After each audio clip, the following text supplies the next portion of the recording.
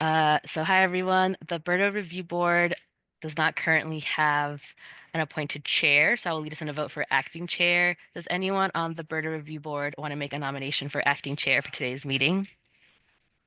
Nominate Stephen Ellis as acting chair. Thank you, Board Member Lattimore. Is there a second? Second. Thank you, Board Member Faruqi. On the motion to have Board Member Stephen Ellis serve as acting chair, how do you vote, Board Member Boyd? In favor. Board Member Coletta Zapata? Yes. Board Member Ellis? In favor. Board Member Faruqi? In favor. Board Member Lattimore? In favor. Great. The motion passes. I will now hand the meeting over to Acting Chair Ellis. All right. Thank you, Diana. Good afternoon. I am calling this public meeting to order at 4:44 p.m. in accordance with the Building Emissions Reduction and Disclosure Ordinance regulations adopted pursuant to the Building Emissions Reduction and Disclosure Ordinance, Boston City Code Ordinances Section 7-2.2. The BERDO Review Board will hold a virtual public meeting at 4:30 p.m. on January 13th to review the following topics in regard to the reduction of greenhouse gases from building energy production and consumption so as to promote the public health and welfare of Boston residents. In accordance with the Commonwealth of Massachusetts Executive Order suspending certain provisions of the open meeting law, we are conducting this public meeting online.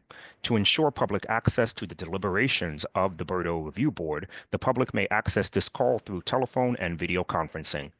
Members of the public will have an opportunity to ask questions and provide public comment. To do so, please raise your hand or type in the chat and the application via the Zoom meeting platform. If you are calling in and cannot use the platform, you can raise your hand by pressing *9 or send your questions to staff via email at berdoreviewboard@boston.gov. For the record, I'm Stephen Ellis, acting chair of the board. I will now conduct a roll call of board members. Board members, please say your name in the order that they appear on the slide. Rashida Boyd. Councilor Coletta Zapata. Stephen Ellis. Hassan Faruqi. Gail Lattimore. Staff will now introduce themselves. Hannah Payne, Director of Carbon Neutrality in the Environment Department. Diana Vasquez, BERDO Review Board Manager in the Environment Department. Hi everyone, Claudia Diaz-Martinez, Policy and Equity Advisor, Environment Department. Ziki Chen, BERDO Review Board Assistant, Environment Department. Thank you. Here is the agenda for today's meeting and hearing. We are going to start with voting on 3 building portfolios. Then we will switch our meeting to public hearing, where the City of Boston will present. Next, we will approve the meeting minutes from the last meeting, and then we will hear administrative updates. Finally, we'll end with an adjournment. First up, we will hear some information about the building portfolio applications, and then discuss and vote on those applications. I will now hand it over to Diana and Ziggy. Hello. So the first one is Diamond Rock Hospitality Company. So it was submitted through Pathway 1, and it's for 2 buildings in the neighborhoods of downtown and Seaport. The applicant met all eligibility criteria, and the application was deemed complete. These are the standard conditions that are go with approval at Pathway 1 applications. The building use type was lodging for both buildings, and those are the addresses of the buildings below. And since both of the buildings have a lodging use type, the blended emissions was the same as the default emission standards for lodging. And that was a quick summary, and back to you, Chair. Thank you, Ziggy. Before I ask each board member if they have any questions, I want to give an opportunity for any representative of this application to introduce themselves for the record. This is Mike McGilligan. Can you hear me? Yes. Good afternoon, Mike. Hi, how are you all? Thanks for having us. I'm here representing Diamond Rock if anyone has any questions. All right. Thank you very much. And my name is Plamen Dimov. I also represent Diamond Rock. Welcome, Plamen. Thank you for joining us. Hey, good evening, everybody. My name is Shwenak. I admire from NetGains. We work as a as an engineer assisting Plum on his hotels. Thank you for joining us, Shrenik. Okay, I believe that is all the individuals that would like to introduce themselves. I will now ask each board member if they have any questions, starting with you, Board Member Boyd. No question, Mr. Ellis. Thank you. Thank you, Board Member Boyd. Councilor Coletta Zapata.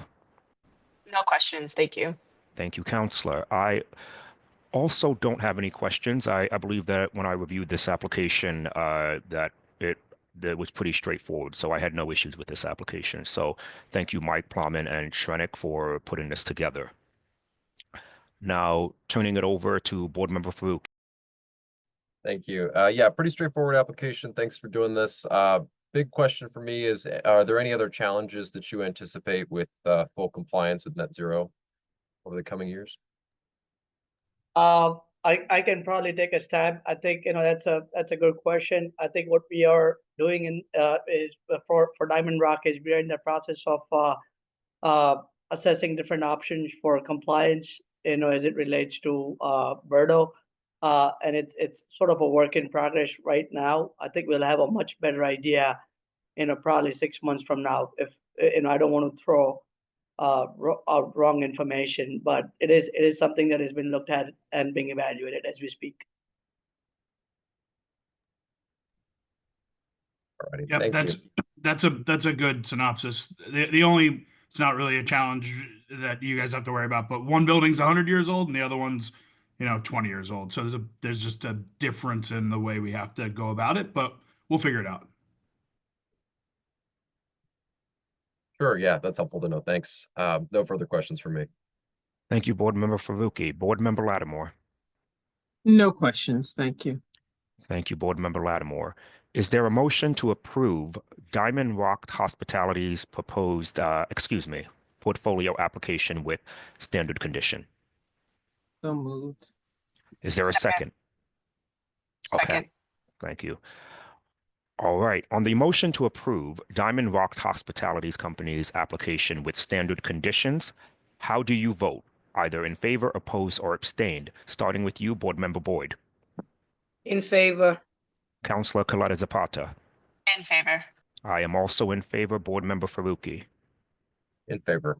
And Board Member Lattimore. In favor. The ayes have it. The motion passes. Diamond Rock Hospitality's company's building portfolio has been approved. Per the regulation, the Environment Department will send a copy of the written decision letter within 7 days. Thank you, Mike, Palman, and Shrenik for joining us today. Thank you. Yeah, everybody. Thank you. Now I'll turn it back over to Diana and Ziggy. Thank you, Chair.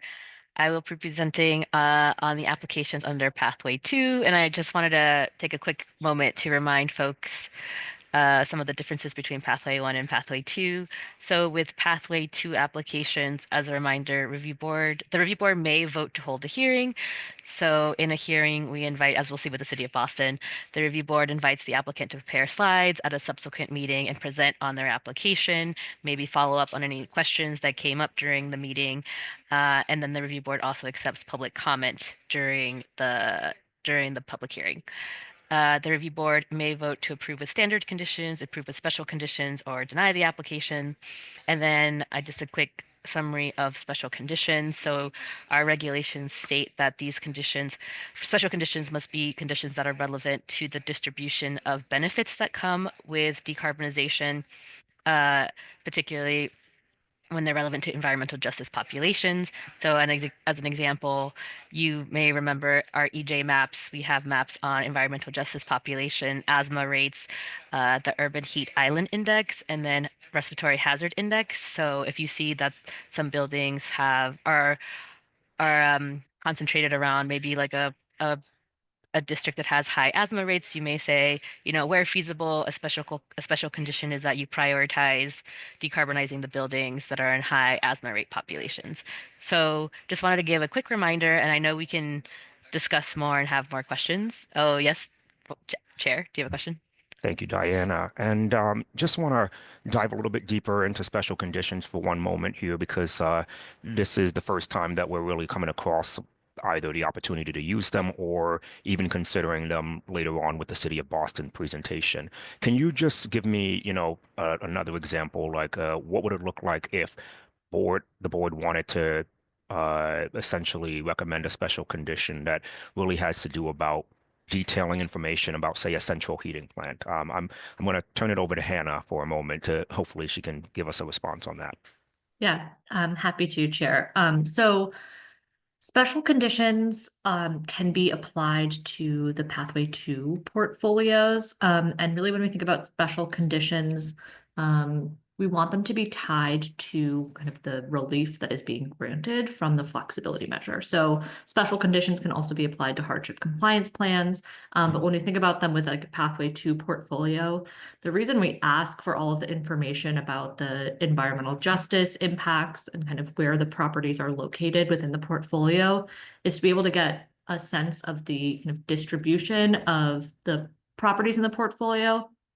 And then to really see, when the applicant comes back with their emissions compliance plan, which really will spell out how they plan to decarbonize across their portfolio, to see if there are kind of adverse impacts to certain areas that are already overburdened by, or air quality or things like that, or that have already seen a lot of investment, right? So I think, and so one kind of example you might think of is if there's a portfolio and it has one, a combined heat and power plant, or there are a few combined heat and power plants in a neighborhood that has really poor air quality in the city. So let's say Chinatown versus another building that's out in Roslindale, right? That has better air quality metrics, right? And is not and as doesn't have as many environmental justice criteria in that neighborhood, that the board may, create a special condition around and ask the applicant if they could prioritize investments in the decarbonization that are in Chinatown over their properties in other neighborhoods. I think when we're thinking about that, because the applicant has a chance to come back with their emissions compliance plan, that's an opportunity to apply special conditions again. So just to the board, you don't have to, decide everything when you approve the portfolio. There's an opportunity to do that when you're reviewing that emissions compliance plan, and some of those distributional related standard conditions that you might want to consider, I think, would benefit from being able to see what the applicant's plan or the portfolio owner's plan already is and raise those then. So did that explain it? And I can kind of go into a little bit more detail with that. I think the other thing that I would just say is that we want to discuss any special conditions with the applicant before they're voted on. So we don't want an applicant to have to agree kind of on the spot to something that they might not be able to commit to. So if the board is considering special conditions, I think raising those during the initial meeting or during a hearing is important. And then, whether they need to kind of hold on that to make a decision about the portfolio itself, or if that's something that could be addressed in the forthcoming compliance plan. Thank you, Hannah. That's definitely helpful for consideration as we go through these applications today and how we sort of think about either special conditions today or think about conditions with respects to the emissions compliance plan. So that's helpful. Diana, I'll turn it back over to you. Great. Thank you, Chair. Thank you, Hannah. So the first applicant under today's agenda for Pathway 2 is Mass General Brigham. Next slide, please. So for some background information, the reason they're applying under Pathway 2 is because they have on-site combined heat and power plants that use non-renewable or CO2 emitting fuels that are located in environmental justice populations. So the building portfolio is consisting of 30 buildings in the neighborhoods of the West End, Longwood Medical Area, Charlestown, Jamaica Plain, and Alston. And the applicant meet all of the eligibility criteria, and the application was deemed complete. As a reminder, here are a list of the standard conditions, so I won't review these. I think we've seen them a lot. Next slide. will see each of the buildings listed. So 30 buildings. So some of them share a campus, which is what that C campus ID is. And then the next slide has the second half. Yep. And so 30 buildings total. The owner is Mass General Brigham. The building use types include college, university, healthcare, office, storage, and technology science. And the next slide has the blended emission standard. Because there's so many different building use types, there are several different defaults for the different buildings, but the final row is the final building portfolio blended emission standard for the full portfolio. And then because they applied via pathway 2, they also had to submit these environmental justice maps. So if you can see, there's a green pin. There are actually 2 CHPs, 2 combined heat and power plants. They're just kind of close together, so it looks like 1 pin, but there are 2 green pins. And then each of the blue, any section where there's blue, it does mean that census tract meets one of the definition criteria of the Massachusetts environmental justice populations. And then you all should have access to this also in your folder if you want to like zoom into the pictures. I know it's a little small on the slide. Next slide. They also submitted an asthma prevalence map. Next slide. Their urban heat island intensity map. And then one more slide, their respiratory hazard index map. And you kind of get an idea of the swath and the distribution of the buildings in this portfolio. And that's it. Thank you, Diana. Before I ask each board member if they have any questions or comment, I would like to give an opportunity for a representative of this application to introduce themselves for the record. Hi, I can go first. I'm Eden Floyd. I'm the Junior Energy Data Analyst at Power Options. I'm here with a couple other members from MGB, but before I let them introduce themselves, I just want to clarify where the little green sign-on pin is. There's only 1 CHP, but it serves 2 buildings. Thank you, and welcome again, Eden. Thank you.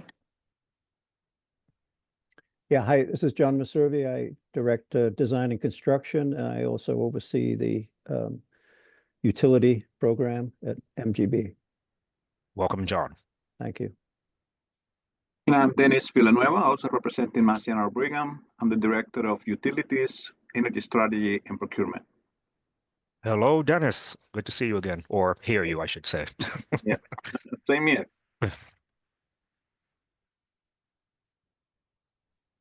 All right. Hi, this is Emma Yashar. I am a real estate attorney with the Office of the General Counsel at Mass General Brigham.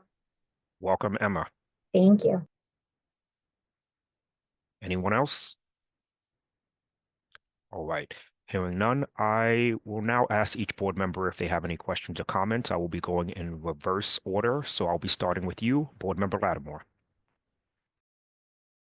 Thank you. I do have a couple of questions. I reviewed the application and I have to say that I was a little confused when I looked at the map.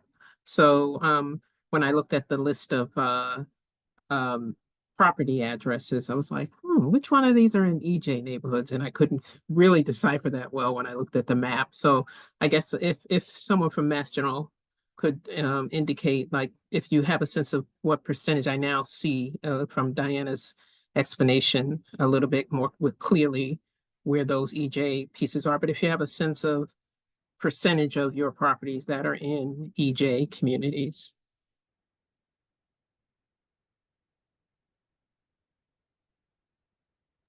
Anyone else feel free to jump in? I do not have an exact percentage, but I would say most of them are in EJ communities. There's a few that are not, though. Mm-hmm. Okay, so most of them are. Okay, just from the addresses, I was like, give me a sense of that, but thank you. And I guess the question I have, because one of the things that I think the review board has it has an interest in the ability to ask about is, what the process is going to be for determining the priority for, the decarbonization and meeting the emission standards. How are you going to determine which buildings to approach first?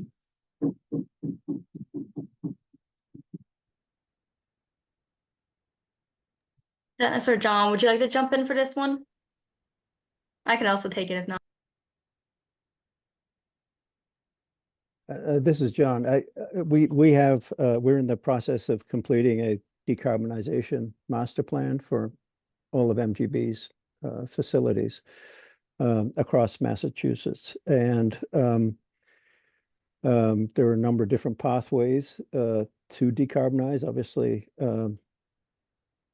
committing to carbon-free fuels is an essential component, and we are 80% renewable electricity as we speak. The 20% that's not renewable is basically generated by the Maytep plant and utilized by the Brigham under a long-term contract that extends to 2051 that we are not legally able to exit.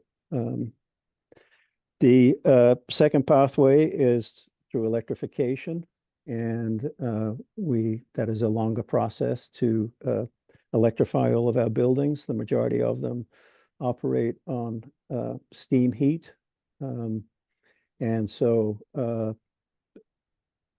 or I should say heat pump technology certainly doesn't lend itself to steam heat. So there's really a pretty significant engineering modification required to many of our existing facilities in order to move in the direction of electrification and utilization of technology such as heat pumps.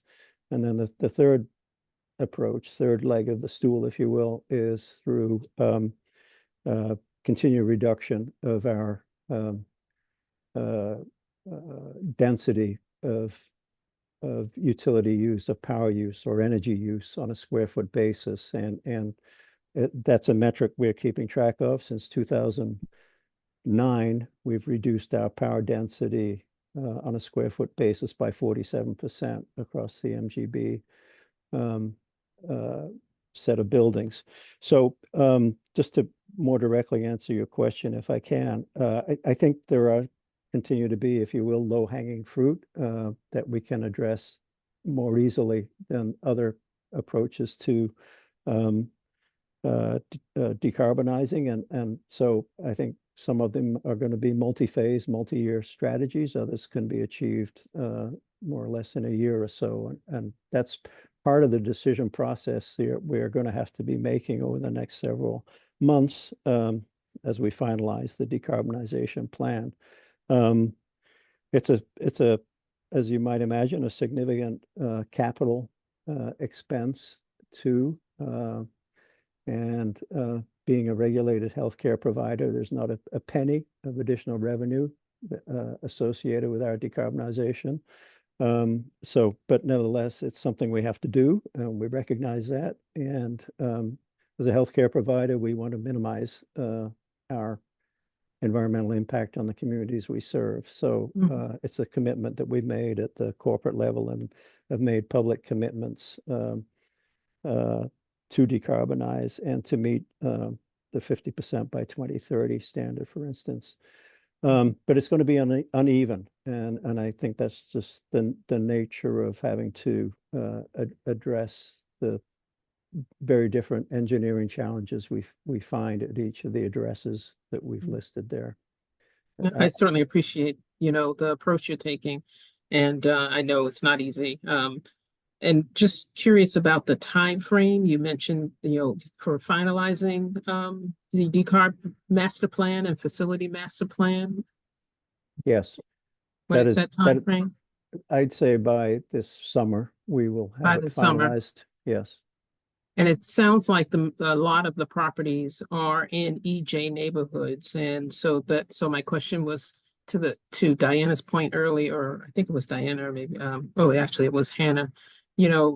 I'm certainly interested in prioritizing decarbonization in EJ neighborhoods, and that was kind of the nature of my question about kind of how are you going to. There's different approaches to looking at which property needs it the most, financial matters, but then EJ community issues, and how that might factor in to the prioritization of which buildings get decarbonized first. Well, that would certainly be one of the factors. I should say, we have a very active group of healthcare providers inside MGB who are also studying the health impacts of air quality on our patients, and we have data from medical records to support that work. So we're going to be operating on a number of different levels here, certainly directly around the decarbonization of our buildings, but also being proactive, I think, in trying to attempt to address medical conditions in the patients that are prone to health problems as temperatures rise, for instance, especially during the summer. So I can't give you a specific answer as to how we're going to address each building at this point in time. I think it's a reasonable question and deserves an answer, but I'm afraid I can't give it to you today. I have a number of other questions, but I'll just ask this last question so that others can just get to their questions. And that is, does the Mass General Brigham have an MBE, Minority Business Enterprise, Women Minority Business Enterprise utilization policy for its capital work? Does one exist? Both in supply chain generally, yes, and also certainly within the city of Boston, we have to comply with the City of Boston residents job program, and we're finalizing an agreement with the Boston Building Trades that amplifies that commitment. Thank you. No more questions. Thank you, Board Member Lattimore. Board Member Faruqi. Thank you. Thank you for the work on this. I appreciate this is a pretty difficult set of buildings to decarbonize. So I know this is challenging. You mentioned capital expenditures being a challenge. I know that's not unique to you all. Have you all looked into some of the tax incentives and the direct pay provisions from the Inflation Reduction Act that could help alleviate some of those costs? Dennis, would you like to take that one? Yes, absolutely. Dennis Villanueva. Yes, we incorporate that in the evaluation of which initiatives we tackle first, and it's taken into consideration. Any more specific answer that you would need for that? So yeah, we do IRA. We work also with the state, whatever incentive we can get for the utilities or from governmental or quasi-governmental institutions like Mass CEC and others. So yeah, we do consider all sources of funding. Sorry, I'm out of breath. I was in my steppers. No worries. You're all good. No, that's helpful to know. That's good. And have you found the direct pay provisions have been helpful in alleviating some of those capital pressures? Well, it is very helpful to know that there are incentives available. To tell you the truth, it is not very straightforward to jump to all those hurdles that, for example, the IRA asked for to meet the requirements, but we are looking at every opportunity, and we have done quite a bit of good work. We have Power Options as a consultant to our team to run a screen tool that considers all of that on every project that we will do forward. All right, great. The next question I have is on the Maytep plant, and I'm glad you mentioned this, and I know it's not exclusively in your jurisdiction, but that is certainly a big concern that I hear from residents a lot about the fossil fuel use and the environmental justice population. Do you have a sense of how you're going to reach net zero if the Maytep plant is not decarbonized? Yes, we have evaluated that. That's really we are, held responsible for long-term contracts here. So we are looking forward to work on a partnership with district systems, and this includes not only Maytep but also Vicinity from Cambridge, and what is under our control, we are trying to do as much as we can in reducing our energy consumption from those sources. But we are going to collaborate closely with them to find a path forward in decarbonization.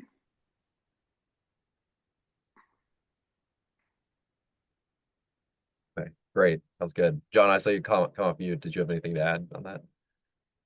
No, I just wanted to make sure you got an answer. Yeah, no, I appreciate that. No, thank you. Yeah, no, I think that's good to know that you're working with the plant providers. And then the energy efficiency measures that you're taking sound really good to reduce the electricity consumption. Do you have a sense of how that may impact the demand for and use of the Maytep plant? We can, yes. I think we can at least produce between 15 to 25%. But again, we have space constraints, technology constraints that we are going to need to sort out in order to evaluate implementation of those measures here. But that would be my best guesstimate, would be between 15 to 25% reduction from on a square footage basis. Got it. Okay, so 15 to 20% reduction of your building energy consumption. Yes, 15 to 25%, anywhere between that. Yeah, okay, great.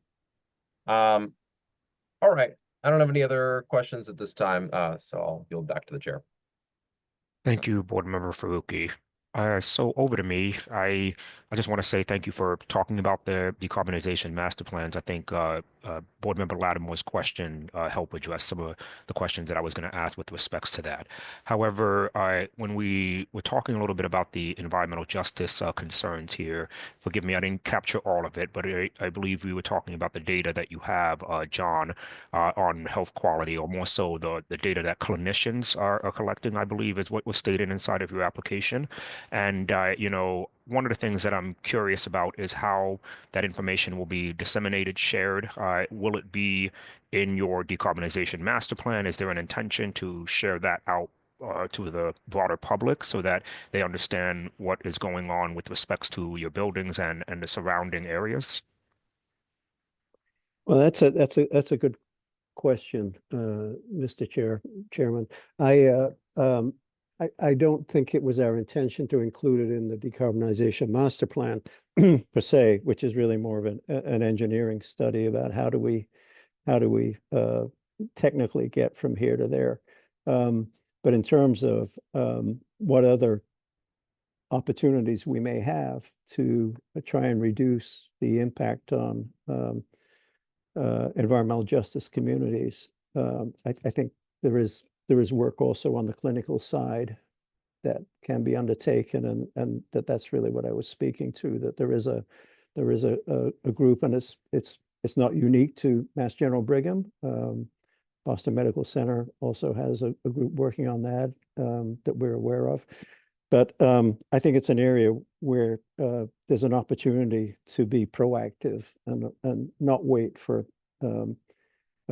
medical conditions to draw people to the hospitals for treatment, but rather try and anticipate through the data collection and through weather projections and temperature and air quality and all the rest of it to get a better understanding of what today's risk may be for you as a patient with your health conditions and tomorrow's and the next days. And at the same time, what we may be able to do within the parameters of our insurance to be able to proactively address some of the environmental conditions within which you're living.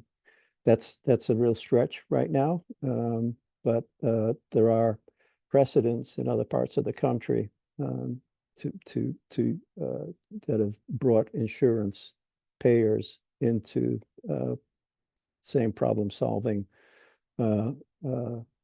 mode, and that have seen benefits, primarily addressing cooling during heat waves, those kinds of things. So again, nothing specific to present today, and it's sort of separate from what this hearing is about anyway, but it's nevertheless a part of the puzzle about how we all can be proactive in reducing the health consequences of carbon emissions on our environment and our health. Thank you, John. So definitely I agree. Not completely related to the decarbonization plan, as you mentioned, as an engineering plan. Sometimes I think of decarbonization plan the way I think of climate action plan. So I gotta disassociate those things a little bit. Nevertheless, I am not going to necessarily state that I see this as a special condition for the building portfolio. However, I do think that that information will be useful in your emissions compliance plan within 2 years. So maybe include that piece of the puzzle is what I'm going to encourage at this point in time. But nevertheless, I think you've answered my question, and I'll yield my time. Okay, over to you, Councillor Coletta Zapata.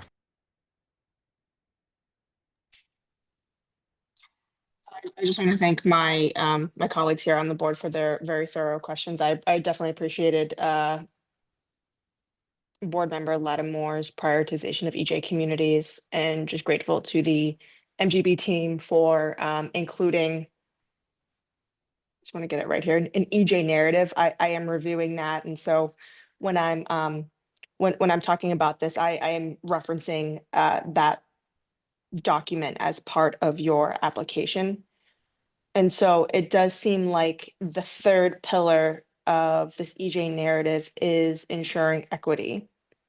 And so I am grateful that there's going to be a combination of community-based physicians, the health impact data, the building systems engineers, and financial planning that will help inform your decarbonization planning and project prioritization. I will, of course, advocate for areas that have the highest need. And it seems like you all have the data to make those decisions. I would like to see some sort of phased approach utilizing that framework, but it does seem like your work here is going to be rooted in equity. And so I do appreciate that. So that is more of a comment than it is a question. But just thank you for your work. It seems like a lot of hands went into this presentation as it is, but I look forward to working with you all, and thank you so much. Thank you. Thank you. Thank you, Councillor. Board Member Boyd. No questions, thank you. All right. One moment. Let me just jump back to my script here. All right. So, based on what we've discussed today, before I go into the question of whether there's a motion to request a hearing, I want to turn it back over to you momentarily, Board Member Lattimore, because I know you said you had quite a few questions, and just want to check, is there anything else that you wanted to ask before I ask my question? Yeah, no, thank you.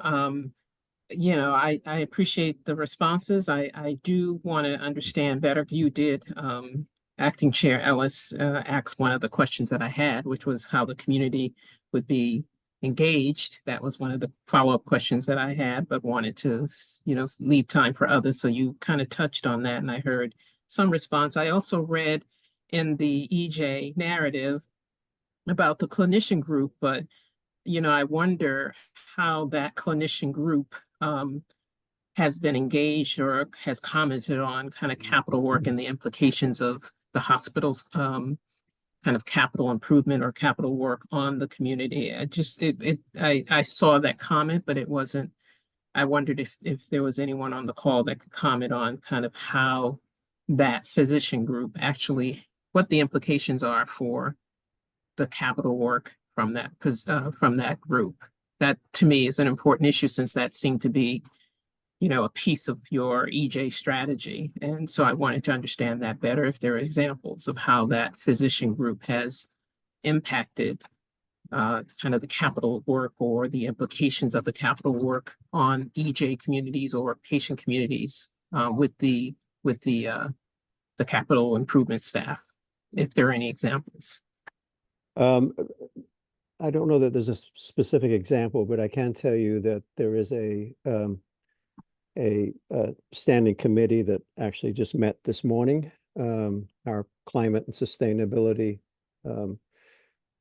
Action Committee, and it's chaired by our CFO, Neam Gandhi, and it has an even balance of physician representation and non-physician representation. And it's within that forum that issues are discussed, such as our strategy around decarbonizing, such as our work on better understanding the health consequences of air quality and emissions, for instance, and exposures and heat on the health of our patient populations. So there is a standing committee that can discuss and will discuss the prioritization of projects once we have a proposal to make to them about how the projects will be prioritized. It's not a special group that we need to call together just to address that issue. It's part of a more comprehensive overview of how can MGB as a corporate citizen do a better job addressing through their own activities as well as activities external to the hospital, the kind of health challenges that you're raising. So again, a fairly general response, but I'm afraid that's the best I can do, and just assure you that there is a committee, there is a forum within which to have that discussion internal to the MGB. Thank you. I don't have any other questions. Well, I have one more, but I think I can hold off on that one and wait until we get to the point where we're making a decision on this application. Thank you. Thank you, Board Member Lattimore.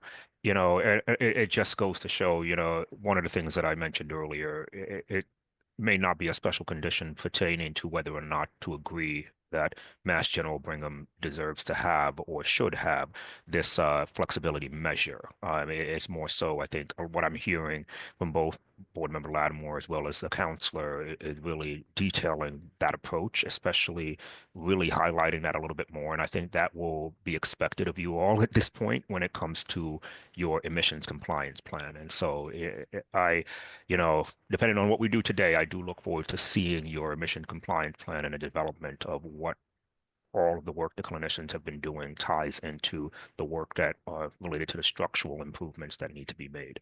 So with that being said, I'm going to start off by asking, is there a motion to request a hearing? I think given the questions that have been asked about the prioritization of EJ properties, the MBE utilization strategy, the engagement strategy, I would move to have a hearing. Okay, thank you, Board Member Lattimore. And just to be clear, you know, can you specify the exact question that you would want to be the core focus of this hearing?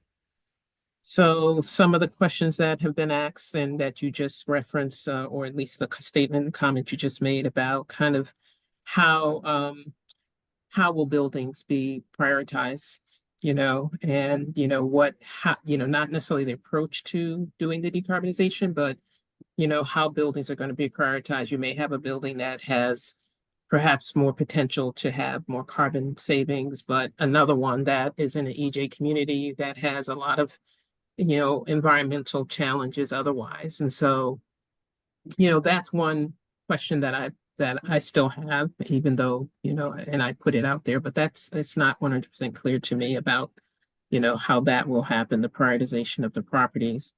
I also am curious, and maybe this is not kind of a thing that where this is new for the review board to some extent in terms of these, either, hearings or special conditions, but I am curious about the MBE utilization piece for the hospital and how the hospital has tracked on that in terms of their capital work.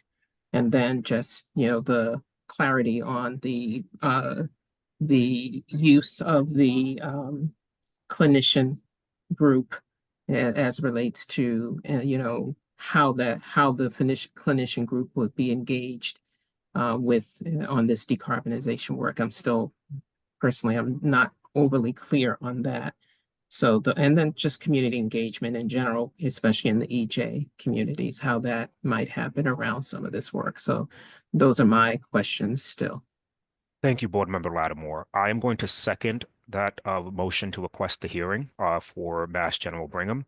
What I will say in terms of whether or not we go forward is that if we do choose to vote in favor, that I am going to request both the board members that are online today, as well as the ones that are watching this recording, please make sure to send the question to the Environment Department staff. Yes, the Environment Department staff, so that they're able to share all the questions that we have in advance so that Mass General Brigham can be able to prepare. So on the motion to request a hearing for Mass General Brigham's building portfolio application, board members may vote in favor or oppose. Those in favor of requesting a hearing, please say aye or show your hands. Aye. Aye. Aye. Those oppose, say nay. The ayes have it, and the motion passes. The Mass General Brigham, is invited to present on their building portfolio application at a hearing at a future date. We look forward to hearing from your team. So thank you for joining us today, Eden, John, Dennis, and Emma. We look forward to hearing from you in the future. And just to clarify, Chair, the Environment Department will reach out so we can schedule that hearing and follow up with any questions that the board has with the applicant directly. Thank you, Thank you. Diana. Thank you. Thank you.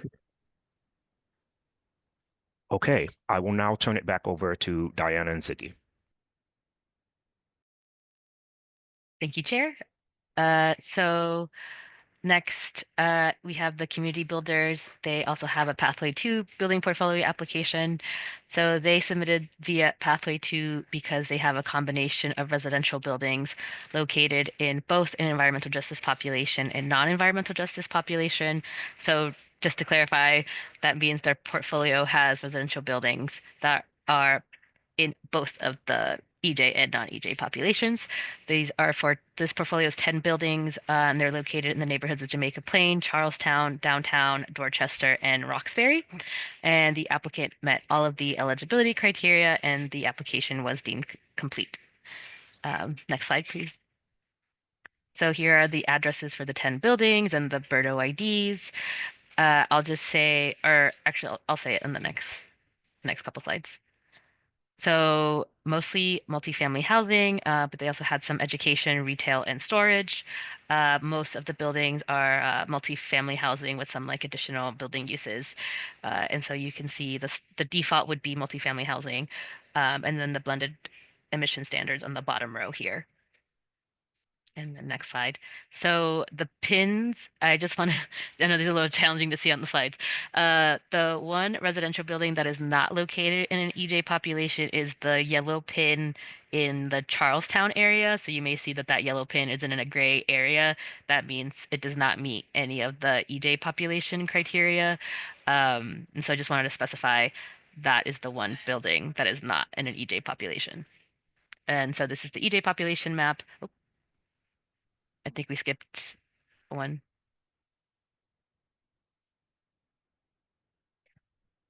Uh-oh. There you go. This is the asthma prevalence map, the respiratory hazard index map, and then lastly, the urban heat island intensity map. And then because all the pins are different colors, it might be a little bit confusing, but a reminder that the yellow one where Charlestown is the one building that's not in an EJ population. And then I'll hand it over back to you, Chair. Thank you, Diana. Before I ask each board member if they have any questions or comments, I would like to give an opportunity for a representative or any representative of this application to introduce themselves for the record. Hi, I'm Mike Kipson, project manager on the preservation team at the Community Builders. Thank you. Welcome, Mike. Thank you. Hi, Will Lippincott. Nice to see everyone again. I work for RPM. We're engineering consultants. I helped put together the application. Thank you, Will. Anyone else? Okay. I will now ask each board member if they have any questions or comments, starting with you, Board Member Boyd.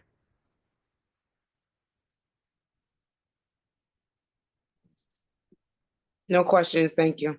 Thank you, Board Member Boyd. Councilor Coletta Zapata. None at this time. Thank you. Thank you, Councilor. All right, over to me. 1 second. So one thing that I was curious about with respects to how we're going to be talking about environmental justice populations here, and in your memo that you provided us, I was reading into the community life model as well as the resident champion model. I'm hoping you can enlighten us or tell us a little bit more about this model and how it would be utilized to, essentially help address the impacts or provide benefits to EJ communities. Yeah, so the Community Builders Community Life Model is our social services program. We use that program to connect, help connect tenant residents with resources, specifically around decarbonization. We are in the very early stages of creating a plan around bringing every department into involvement around our decarbonization work. But in terms of justice work, the primary goal of the Community Life Group is to connect EJ communities who are our residents with resources that support them. Thank you, Mike. And so the way you go about connecting, is it through that residence champion model that I also asked about earlier? I can't speak to the residence champion model personally. Okay. Thank you. Okay. I'm going to pause on my questions for right now and turn it over to you, Board Member Fruit. Thank you. What challenges do you envision with net zero compliance for the buildings in this portfolio? Yeah, so for the most part, we're the big reason that we're applying for the portfolio standard is that our buildings are publicly subsidized, all of them. They were built with public funds. Many of them operate with public funds. We don't have on hand, the community builders doesn't have the cash on hand to make the net zero investments on our own. So we rely on public sector sources for decarbonization to get to net zero, which means that we have to apply for competitive funding, and the state needs to choose our projects, and the city needs to choose our projects. And depending on the project, they're competitive for different reasons, and they are a variety of ages. Some are more like 5 to 10 years old, and it's too soon to apply for funding for decarbonization. Others are older, and it's about the right time. But we also don't know what the state priorities will be at any given time. We're really very subject to what those priorities are. We do get to choose priorities on our own to some extent, but it is somewhat limited, which means that we're going to phase through the buildings as we go. Building 104 is going to be a priority. In the short term, we purchased that a few years ago with the goal of a large project. New Franklin Park is another priority. We applied for funding, partially from HUD. We didn't receive it, but that's kind of the nature of our industry. Is we apply, we see what we get, and we see what's possible given the public resources available. All right, great. That's good to know. It's very helpful. I totally understand I very much understand the grant issue. Have you all looked into some of the Inflation Reduction Act tax credits and the direct pay provisions that wouldn't have to be competitive grant applications? Yeah, so we've looked at the direct pay tax credits. It's helpful with solar in particular. It's not going to let us electrify our buildings without other funds. My team is also responsible for developing a strategy around accessing the greenhouse gas reduction funds. Unfortunately, although we applied for the GRP, which was a part of the Inflation Reduction Act, for New Franklin Park, which is several of the properties in our portfolio, we did not receive funding for that one. So we've been very focused on accessing those funds, and it has been challenging. There are a lot of others going for them too. Totally. Yeah, sorry to hear that. My last question, can you tell me a little bit more about how your buildings are metered? Are all of the residents paying their own electricity bills, or are you all paying the bills on behalf of the residents? So that depends on the property. So even where our residents are paying their utilities, they have a utility allowance, so their rent is decreased by an amount that is, approximately the cost of utilities. So we do have buildings where we pay for the utilities, such as Building 104. That's a low income senior building, Section 8, extremely very low income residents. And it's more typical for senior buildings for the owner to pay for utility costs. That's great. For the buildings, or at least for all of the utility accounts that you all control, have you all considered opting into something like Boston's Community Choice Electricity or some other kind of renewable energy procurement strategy? We have a long-term contract to get lower cost electricity. This is a challenge for us because for some of our properties, we fund our community life services, which are very important to our mission off of building operations, and so maintaining low operating expenses can be important for our community life program. So historically, we focused on keeping electricity prices low.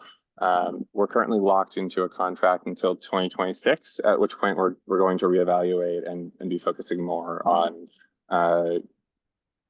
green as well as cost. Got it. Okay, great. I have one more question, but I'll yield to my colleagues for their questions. Thank you, Board Member Faruqi. Board Member Lattimore.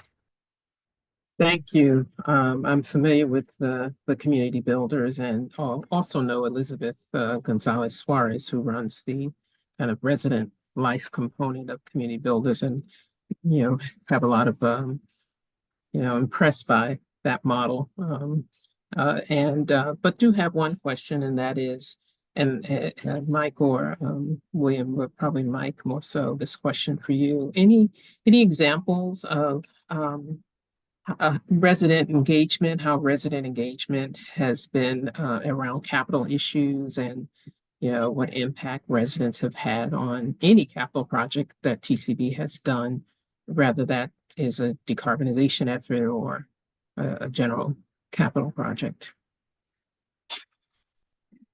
So our residents drive our capital projects for our existing buildings in the sense that we try our best to be as responsive to our resident needs as we can, and where we see that we have buildings where we could be serving our residents better, and where we're hearing from the people on the ground, like our community life staff and our property management staff, that we can be serving our residents better by making a capital investment. We try to prioritize those sites. In terms of, I had another thought, but I think I lost it. It's also been really important to us in considering electrification and the fact that our tenants are paying for their own utility bills much of the time, that it's incredibly important to us to not increase the cost to residents when we pursue an electrification project. And sometimes that is the main challenge, and we don't always have good solutions to that, and we're working on it. And it's been something that we've been asking all of our consultants when we ask for zero overtime proposals, I've been including the question, like, I need to know what the cost to our residents is going to be, which is not a standard across the industry, but we're bringing it into our process.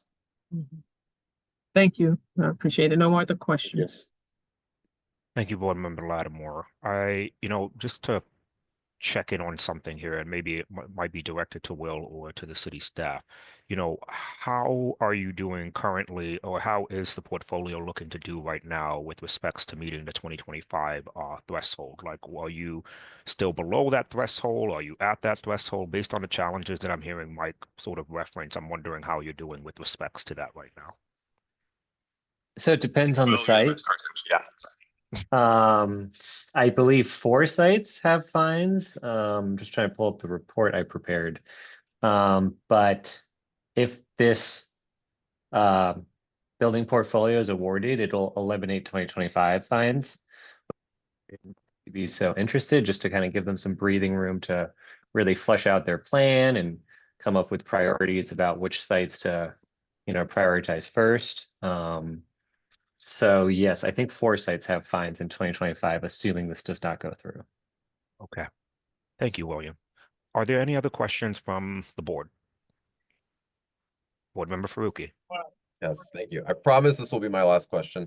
In terms of the residents who are paying their own utility bills, have you all conducted or considered conducting outreach about community choice electricity for those residents? We have not done that yet. They're all opted into the default. I'm not sure if anyone has decided to opt out. But for the most part, we've assumed that our residents are not going to be interested in increasing their costs. But again, this is something as we consider how to integrate community life into our decarbonization plans is going to be more focused. Totally. Okay, great. Yeah, I think the utility allowance structure that you have is really interesting, and increasing that allowance could offset any cost increases that come with the residents opting up to the Green 100 option. Just as an idea, but I recognize, still some residents may not take you up on that. So, but that's good to know, and I appreciate that you're really approaching this whole thing with the resident cost angle in mind. It's a good thing to see. I do want to flag that our utility allowances aren't so flexible. They're going to be set. They're set in contracts that we can't at present, maybe with some statutory change sometime in the future, but we can't present alter a utility allowance for someone because they opted into clean choice electricity. They would bear that cost. I see. Okay. Oh, that's good to know. All right. All right. That's helpful. All right. No further questions for me. Thanks. Thank you for asking that question, Board Member Faruqi. It was on my mind. So, Board Member Lattimore. Thank you. Not really a question, but more of a comment. I very much appreciate also, as Member Faruqi said, the focus on, the impact of decarbonization on low mod income residents, because there can be implications for cost, particularly as we increase, go electrification for those that, have to fund their own electric bills. And so I definitely appreciate that. We've heard that comment from our affordable housing residents for sure. They're concerned about increasing electric costs. So just want to say I appreciate, that you are factoring that into your considerations. And just one thing that we have been thinking about is that we're going to have to, in order to offset the additional electrical costs, which are almost inevitable, look at solar. How does solar help bring costs down to the extent that we can, as at least the common area costs, if not other costs. So just want to make that comment. I appreciate that you have factored that into your analysis. Thank you. Thank you. I appreciate that. All right. Acknowledging that there is a comment in the chat there for you, Mike, coming from Arlene. Unfortunately, we don't have an official public commenting period during a public meeting, but I just want to call it out there for you to take a look at. In the interest of time, I'm going to start off with asking, if there is a motion to request a hearing.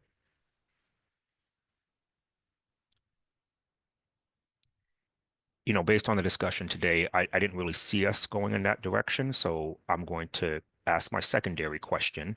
Is there a motion to approve the community builders application with standard conditions? So moved. Is there a second? Second. Okay. On the motion to approve the community builders application with standard conditions, how do you vote? Starting with you, Board Member Boyd. In favor. Councilor Coletta Zapata. In favor. I am also in favor. Board Member Faruqi. In favor. And Board Member Lattimore. In favor. Okay, the motion passes. The ayes have it. The community builders building portfolio has been approved. Per the regulations, the Environment Department will send a copy of the written decision letters within 7 days. We will now switch to our public hearing. I am calling this public hearing to order at 5:48 p.m. We will now hear from the City of Boston about their building portfolio. Can the representative from the city please introduce yourself? Yes, hello. My name is Chris Kramer. Can you hear me? Yes, I can. Great. Welcome, Chris. I will now hand it over to you. Great. Thank you so much. I am happy to be here again. I attended my first review board meeting in October, and I first want to acknowledge and appreciate your patience in our kind of the efforts that we put in and the time it took to resubmit a slightly amended portfolio and answer the questions and prepare information that you requested. So with that, I will, Ziggy, I believe, if you could go to the next slide, we will get into the agenda. This information some of it should seem familiar. I'll be reviewing information regarding our proposed building portfolio, amended proposed building portfolio, what changed exactly, reviewing the funded emission standard that we've calculated, showing the maps, the pathway 2 maps that we've generated, and as well as some of the energy efficiency and decarbonization initiatives that are mentioned in our narrative submitted with our application. Those really haven't changed much, but maybe a little bit more detail. And then at the end, I will get into answering some of the inquiries from the review board that have come in the last couple of months, specifically around combined heat and power or cogen units, residential and school tenant engagement plans, EPS student engagement, and I believe that actually it doesn't appear. I think there were some additional questions that didn't neatly fit into these categories around portfolio selection and size, as well as how maintenance is performed. So with that, Ziggy, go to the next slide. So this slide hopefully is familiar to everyone. It's the nature of our portfolio. We have 369 city-owned buildings. Last time it was 370. So the one adjustment that we made is we removed a condo building that was previously under a parent-child kind of property campus configuration for the Boston Public Health Commission. So that building is no longer in our portfolio, and I'll explain why later in the slides. We also recategorized a building on Long Island that was kind of categorized in error as multifamily housing. That was recategorized to residential care facility, which is a more accurate building typology. And I'll just note that I think last time the combined heat and power units listed were a little bit different. Our combined heat and power fleet, as I'll call it, has fluctuated over the years.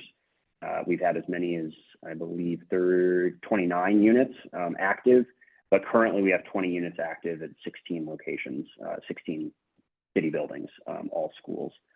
So that's an update as well. And just a reminder that we did not include the Boston Housing Authority, and we also did not include 7 trust-owned buildings that are managed by the city's Treasury Department, but are not city-owned per se. So Ziggy, if you could go to the next slide. A familiar slide again. I'll just note that our blended emissions standard, our portfolio emissions standard, did not change as a result of the removal of that one condo building. Our absolute emissions limit did go down, as you would expect, and our dominant building typology is education. Roughly two thirds of our municipal conditioned square footage is in Boston Public Schools.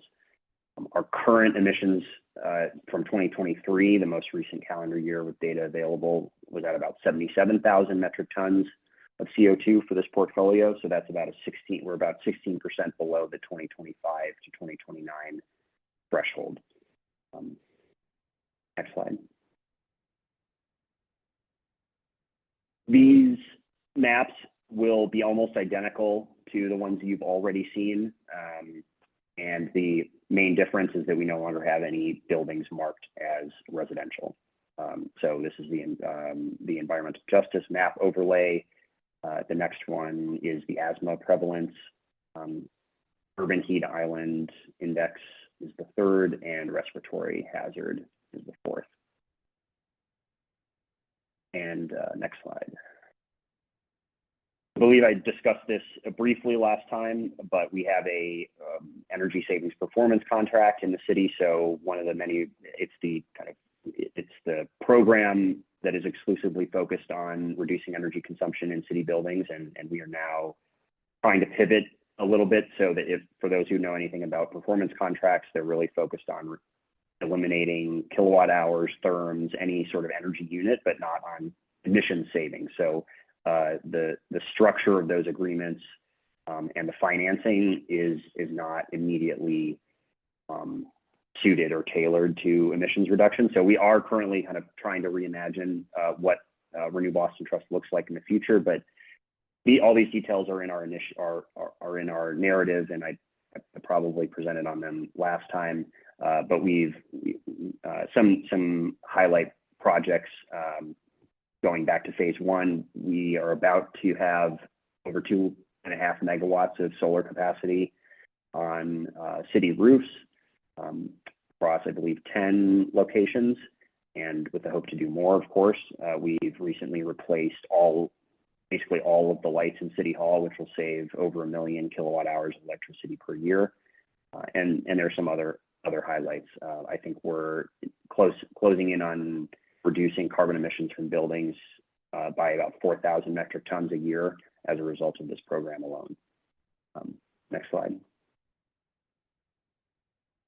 A couple other energy efficiency and decarbonization initiatives that you may be aware of. The mayor's executive order eliminating the use of fossil fuels in new construction and major renovations of city buildings. The city has completed in the last year, I would say, 2 facilities condition assessments, one for Boston Public Schools and one for non-Boston Public School buildings. And that will really be there's a group of facilities managers that are meeting regularly to kind of understand the implications of those facility condition assessments, how to use the data that was collected to inform capital upgrades and so forth. So that's kind of an ongoing, we have the information now, what do we do with it? A couple key, well, more than a couple projects I wanted to highlight that are outside of Renew Boston Trust, but the city does a lot of capital work, new construction, major renovations across all departments, not just Boston Public Schools, but you'll see here, I've got 4 Boston Public School projects that are active or just nearing completion. 26 Court Street is a city administrative kind of staff building that is currently under development or major renovation. New community center in Dorchester is in design.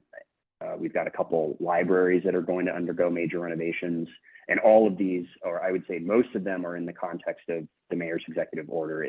There is a matter of permitting and which ones apply and when the permits were acquired by the general construction or general contractors, but nonetheless, and then fire department, new construction, and many more. You go to the next slide, please. Okay, here is where we get to some of the questions that I wasn't able to address last time, specifically around combined heat and power units. This is the reason, one of the primary reasons we are pursuing Pathway 2, because we do have 20 active combined heat and power units in across 16 schools. So the initial fleet was installed between the years of 2002 and 2008. As I said earlier, the maximum fleet size was 29 units at one time with almost 6 megawatts of generating capacity. Currently, the fleet size is at 20 with a generating capacity of 4 megawatts of electricity.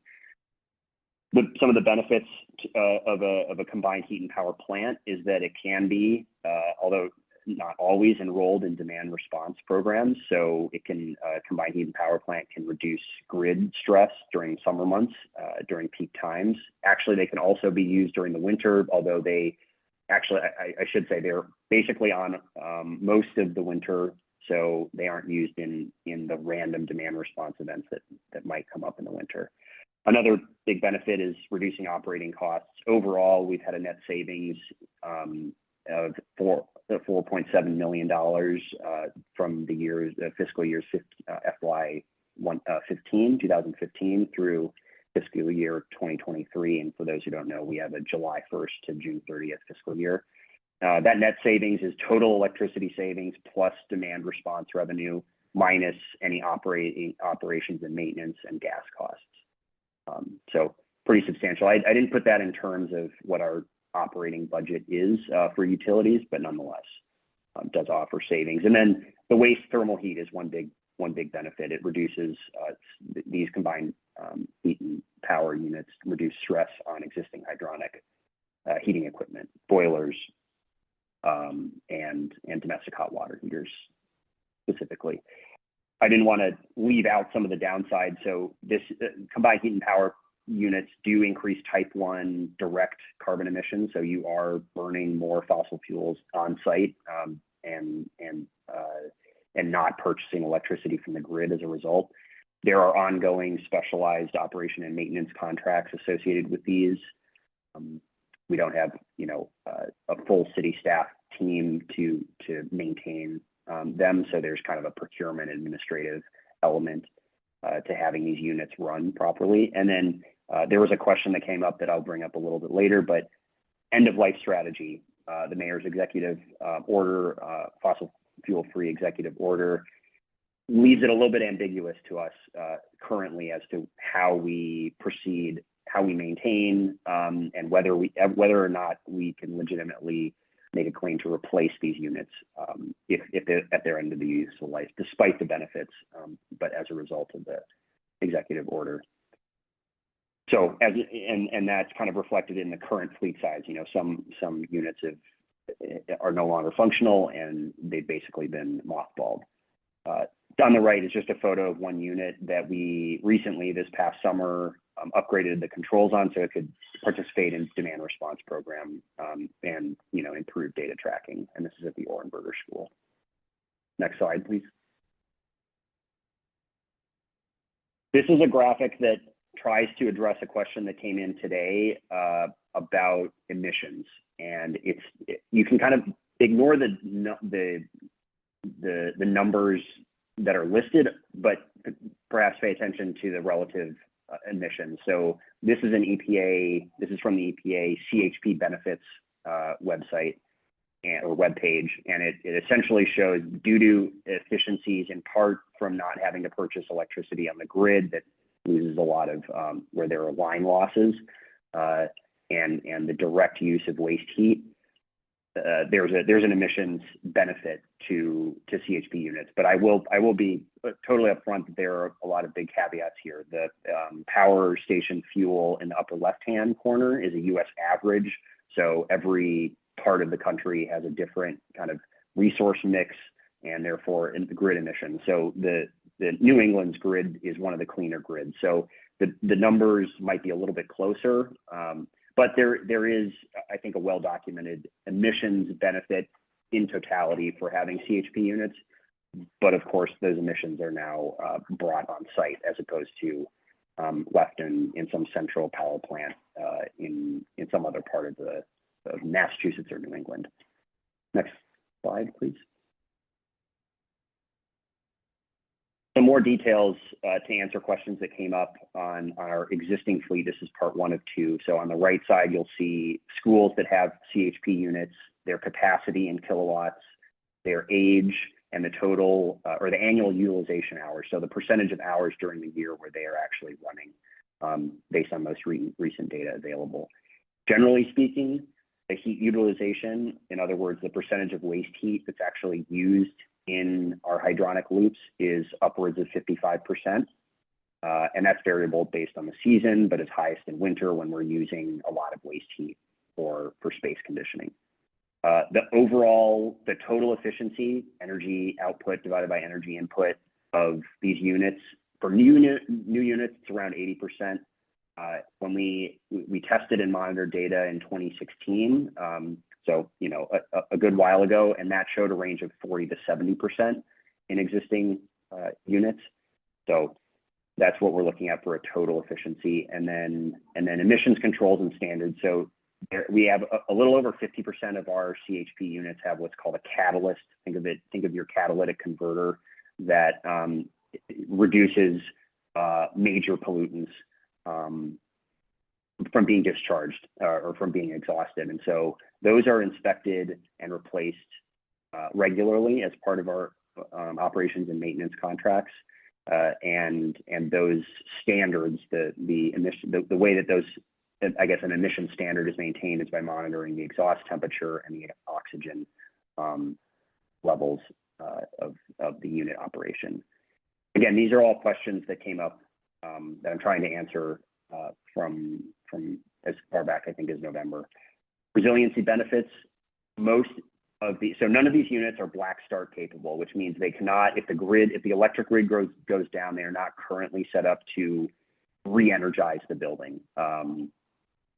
They can't provide electrical power to emergency needs. I should say that first. And I think when people wonder about resiliency benefits for CHP, that's the first thing they think about. But I can say that most of the CHP units are located on rooftops, so there is not a major flood concern related to the CHP units, i.e. having mechanical equipment on the ground floor. The one exception is at the old Cleveland School at 9 Charles Street in Dorchester. But based on my research and discussion with colleagues, that is not in a flood zone today, nor is it in a modeled flood zone in 2050 or 2070, or at least not one with high likelihood. So that's positive. And then the West Roxbury units, West Roxbury High School units are equipped with absorption chillers, which give an extra cooling. I don't know if I'd call it resiliency, but it does provide a cooling benefit in the summer. Next slide. This is the rest of our fleet here on the right side. And I'll just point out that Orenburger, because it was kind of under construction, we are installing new controls, was not really operational this year, but it will be back online in 2025. These are, because we received another 5 questions today, I just wanted to copy them into the slide here, and I will try to go quickly through my responses. So the first one, are any of the CHP units utilized for standby power? I already addressed that. Standby power, AKA, are they black start capable? And they're not. What is the plan for the units when they reach the end of their useful life, eliminated or replaced? So this is a kind of a case by case, and I'll just say off the bat that there's no formal plan at this time for how we treat every CHP unit. Currently, due to budget constraints and implications of the mayor's executive order, some CHP units may be abandoned in place. I mentioned that's already happened, and it's unlikely that we would replace them. Units that are no longer operational by themselves may be harvested for parts at other locations where units are running well and could benefit. So we kind of see how we have limited operation and maintenance contract dollars to maintain these and to do any major capital upgrades every year. So we try to be really strategic with those. And I will just also note that incentives that once existed from utilities that funded the installation of these units no longer are available, just because of where Mass Save program is gone. And to address question number 3, of course, I got these questions today. So we don't have a carbon footprint for each CHP unit when compared to grid electricity plus gas, so the alternative that I showed a few slides ago. But it's something that we could calculate, and that other slide does suggest that CHP units are competitive, if not lower in emissions. The fourth question is regarding the greening of the grid, and at what point cogen or CHP units become more emissions intensive than purchasing grid electricity. That is also unclear, and we'd be interested. That would probably factor into our long-term plan, which is question number 5. And I think I stated before, we don't have a plan for what to do with each one of the units at the end of useful life. Something that we're looking at. Next slide, please. So there's a lot of information in the slide. I'm sure many have been waiting for it. This is the slide that explains why we removed 2 residential. Well, we removed 1 building from our portfolio, but we no longer have any residential buildings in the amended portfolio. Just quickly, those 2 buildings, one was at the Northampton campus, which is what we call the kind of collection of buildings surrounded by Mass Ave, Northampton Street, Harrison Avenue, and I believe Albany Street. And just high level, there were actually 2 condo buildings there. We originally had them modeled as one because of shared systems, and there are 2 condo buildings. We only really removed 1 from our portfolio, so that was another kind of error in our application. They are currently under 98-year leases that began in 2013 between Trinity Financial and BPHC, Northampton Square Development Corporation, which is a nonprofit. They are triple net leases. Trinity is responsible for all capital upgrades and utilities. They pay the nonprofit, Northampton Square Development Corporation, a lease annually, and all units are rented to tenants. So none of them are owner occupied, who pay 30% of their income, which is between 60 and 70% of the Boston AMI, average mean income. So as a result, kind of these factors considered and looking at the regulations and policies and ordinance, we removed these from our application, and Trinity Financial will be reporting these buildings as part of their emissions, whether they decide to apply for a portfolio or not. And they would be able to, we'd be happy to put the board in contact with any and all of our contacts at Trinity Financial, but they would be able to better answer questions about short and long-term capital planning and resident displacement concerns that came up. The other building was a little simpler. We had, in error, incorrectly labeled a building on the Long Island campus as multifamily housing. All of the other buildings, many of the other buildings out there that had any sort of residential component were labeled residential care facility. So it was an error on our part, and we removed, or we changed the building typology. And I should just remind folks, these buildings don't qualify as being vacant under the ordinance, but they are currently unoccupied, not used for regular everyday services to city residents. Slide. I'm really trying. I have a lot here. I'll try to get through because I want to take questions. I know there will be some. So there were some questions about charter schools. There are 3 charter schools that we lease city buildings to charter schools.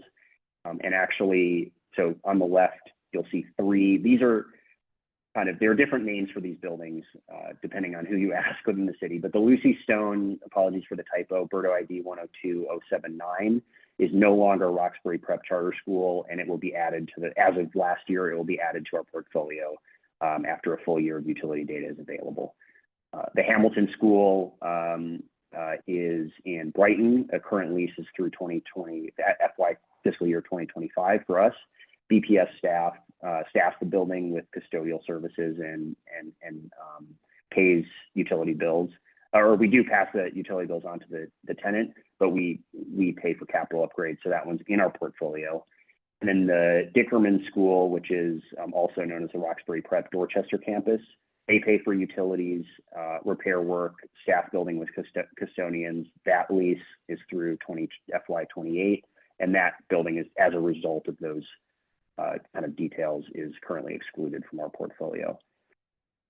This on the right, I'd like to be able to spend more time on it, and I can answer any questions specifically. But as far as engagement with students, specifically on decarbonization, I will say that the environment department and the energy team, specifically my team, we have been working with Madison Park Technical Vocational High School and Boston Green Academy, specifically on curriculum development, energy audit support. For Boston Green Academy specifically, we have facilitated 2 energy audits of the old State House. And so we've been involved in this. There's kind of just a historical element. My predecessor established some connections with these 2 schools, but we would always be interested in finding other opportunities with Boston Public Schools to add curriculum in already very tight teaching kind of schedules, admittedly, around some of the Renew Boston Trust work or any other capital upgrade work that is energy and carbon emissions focused. And then I'll just add that there are some community benefits that we will be exploring in power purchase agreements in the future.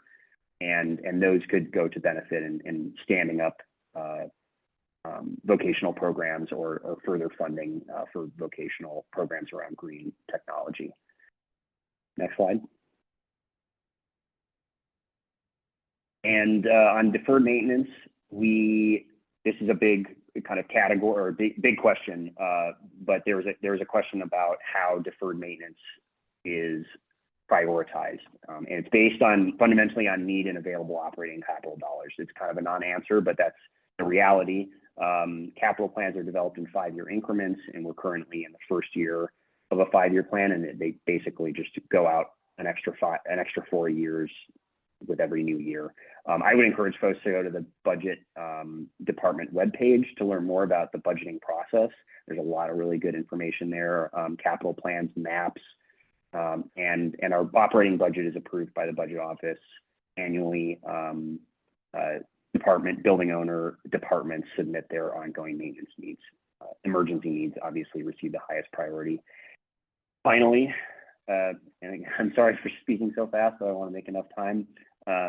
Separate portfolios for large versus small city buildings. A question came in about whether we considered breaking up our portfolio because some of our buildings are not required to report until 2030. We consider many different portfolio submission permutations, I should say, but more based on the owner departments and the building use type and not necessarily the size, acknowledging full well that there isn't a compliance requirement up until 2030. We are, again, leading by example. So I think actually including, there's a ease factor of including more buildings into one portfolio, but we are fundamentally holding all of our buildings to the 2025 compliance cycle, and we're not waiting to comply with BERDO. We really wanted to balance the desire to implement emissions reduction projects in buildings on the various BERDO timelines, but also, frankly, to streamline our compliance and reduce administrative burden on city staff, on myself and those who report to me. So ultimately, we decided that the larger portfolio with all city buildings was the sensible approach. With that, I would like to turn it over to the board. I'll answer any questions. And I want to say I appreciate the time to talk about our portfolio and our buildings. Feels like the work that we do in planning and reporting kind of happens in the dark. So this is actually a great forum for me. And I look forward to the questions. Thank you. Thank you, Chris. In the interest of time, what I'm going to do is limit our questions or comments to one right now so that we can allow members of the public to provide any questions or comments that they have. So I'm going to start with you, Board Member Boyd.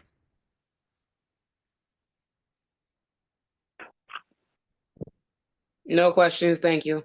Thank you, Board Member Boyd. Councilor Coletta Zapata. No questions. Thank you. Thank you, Councilor. I'm going to forego my question for now. Board Member Faruqi. I'll do the same, but just want to thank you, Chris. This answered all of my questions. It's very thorough. Thank you, Board Member Faruqi and Board Member Lattimore. Yeah, I want to also say thank you, Chris. I mean, it's a really good presentation. I would wonder, Ax, I don't know if I've seen this presentation before this meeting in terms of the materials that went out. So I would love to get access to this presentation if possible. I have comments and questions, but since we're limited to one and I appreciate the time constraint, I'll stop there. Thank you. Thank you, Board.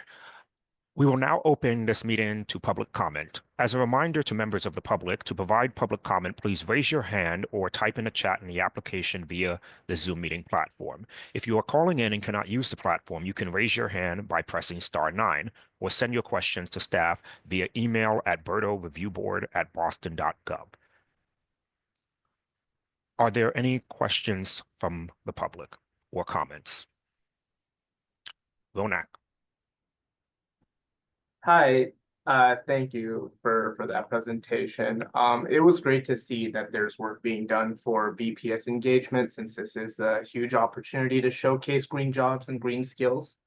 But I just wanted to ask, and you may have touched on this already, but are there any conversations going on with BPS schools other than Madison Park and Boston Green Academy to continue this engagement with students across the city, since that green curriculum could be really huge for everyone, since we are moving towards a green economy, and students should learn more about what jobs are out there for them. Yeah, I can say from my vantage point, thank you for the question.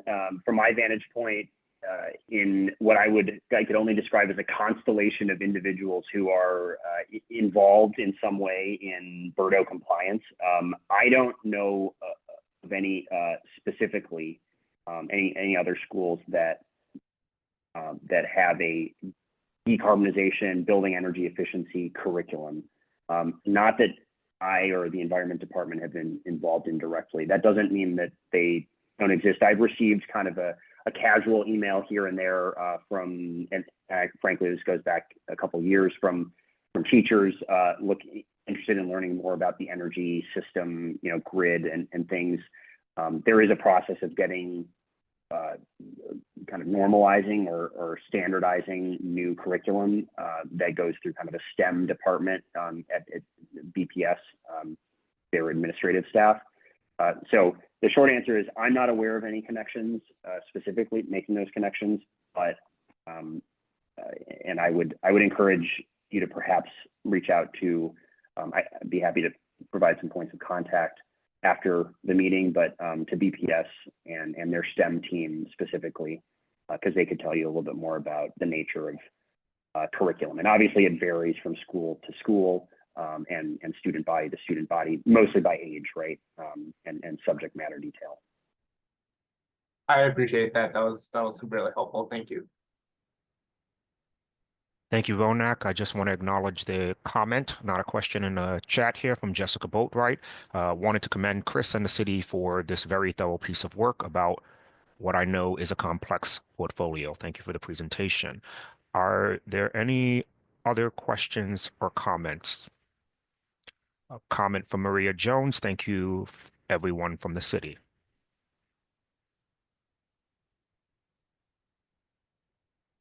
I'll give it about maybe 30 seconds just to check.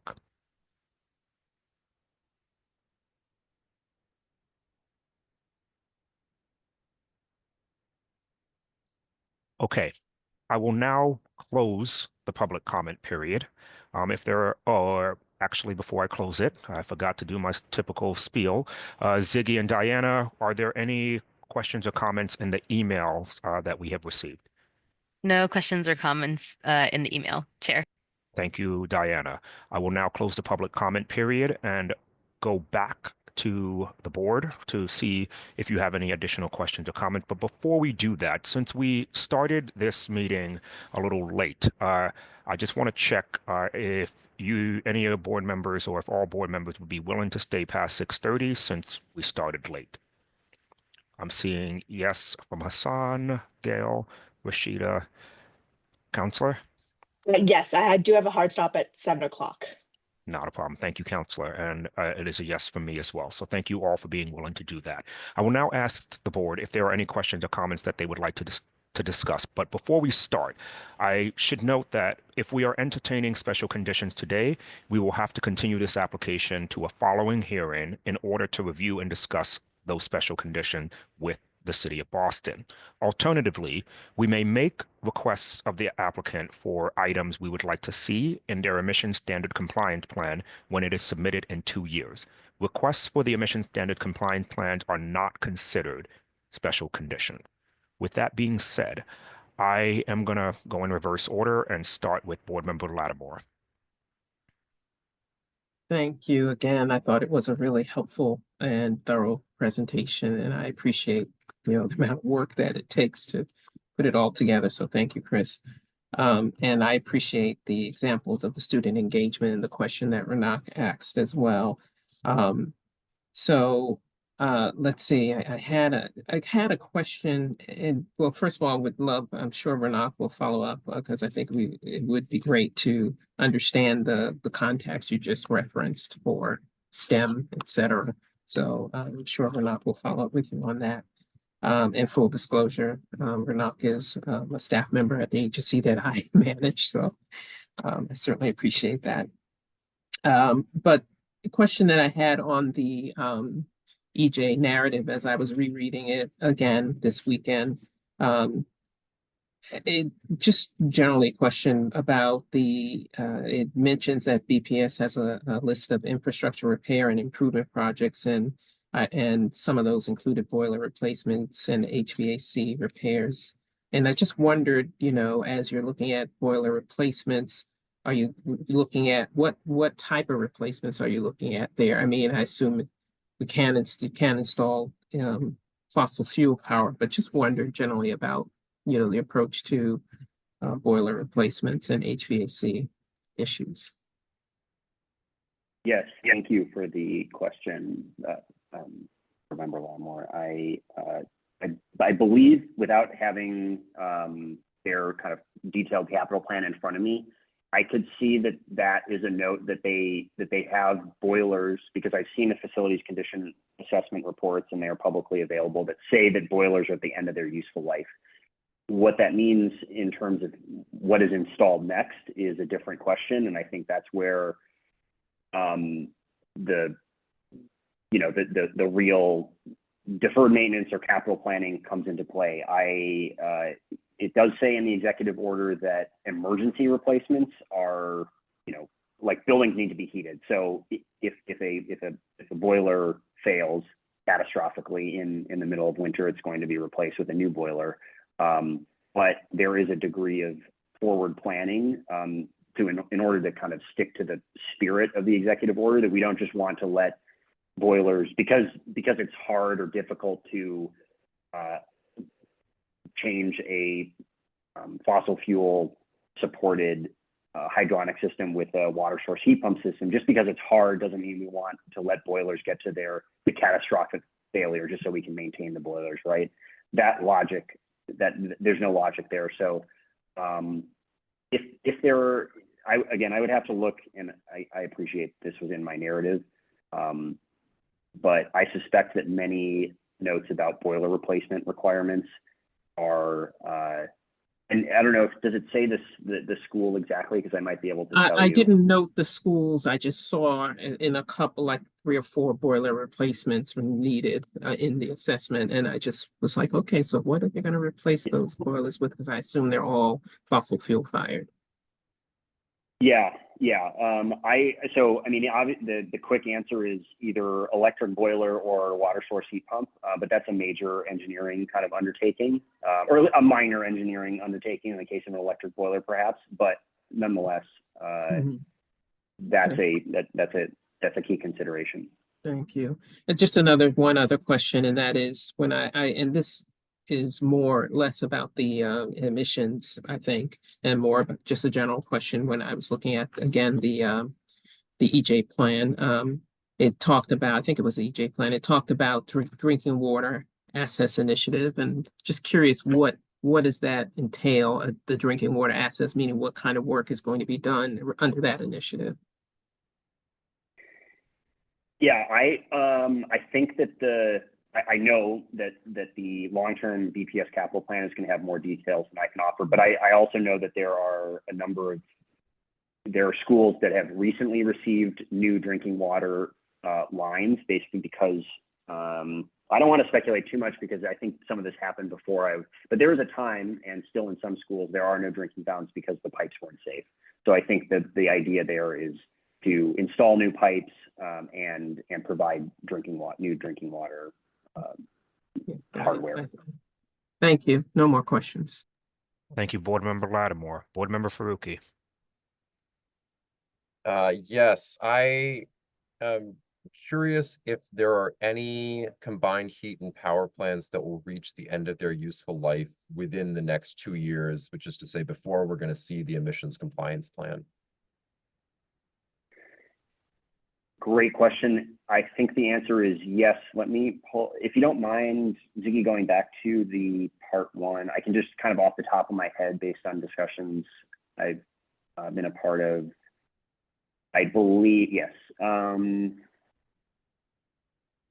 There are a couple, I can say, and the older they are, the more likely they are to, I guess, fail. None of these are ringing a bell. The next slide, I believe, possible that the Murphy, even though it's 12 years old, I seem to remember that the Murphy was on, yeah, there are one or two, but most of these units, as we've kind of narrowed the fleet and not rebuilt an engine, frankly, I think in a few years now, we're just kind of trying to maintain the ones that are running well. So a few have dropped off recently, and it's possible the Murphy. I can definitely get back to you on that. Okay, got it. Thank you. Yeah. Yeah, I would request certainly and advocate for an end of life strategy that decommissions the fossil fuel infrastructure as quickly as possible.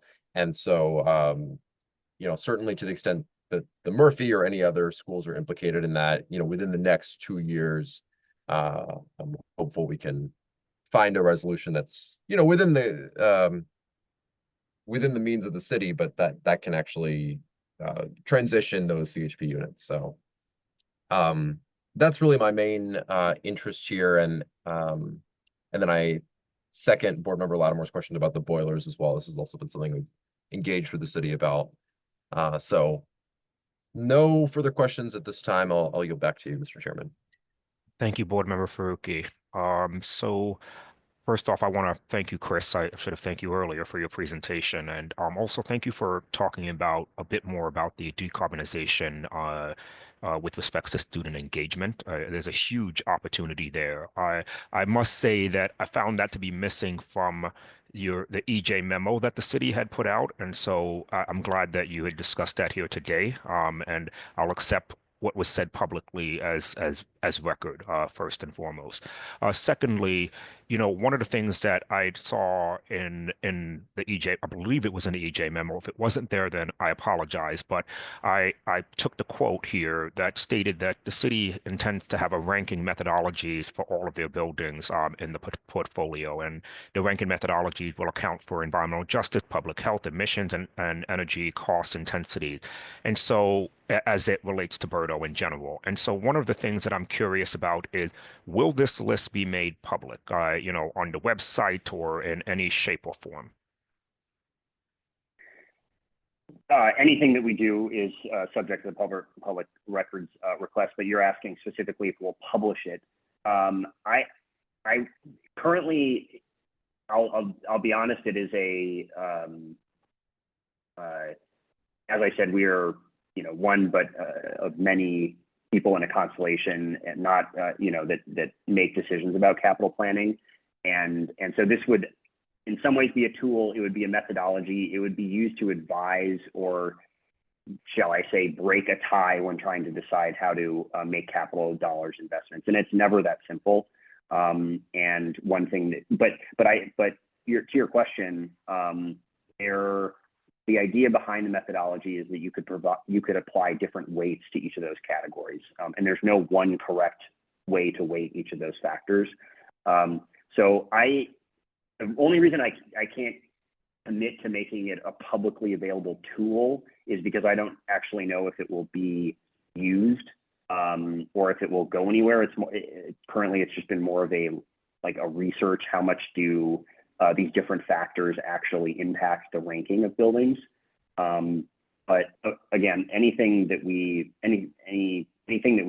do is public record. So I'm not prepared to say we'll make it public only because I'm not sure it will be used in the first That's place. fair. If that makes sense. That's fair. So, Hannah, if you're still on the call, I want to ask this question here because this is sort of what I was referring to when it came to ideas around special conditions. And so, turning over to you for a moment, I don't necessarily want to say it needs to be a livable page, but it should be something that's digestible for the public in some type of way. Would this be something more applicable toward an emission standard compliance plan, or would this be more applicable as a special condition to this building portfolio? Great question. Is the intention of getting this information really to kind of see how the city is planning on making decisions on different investments? Yes.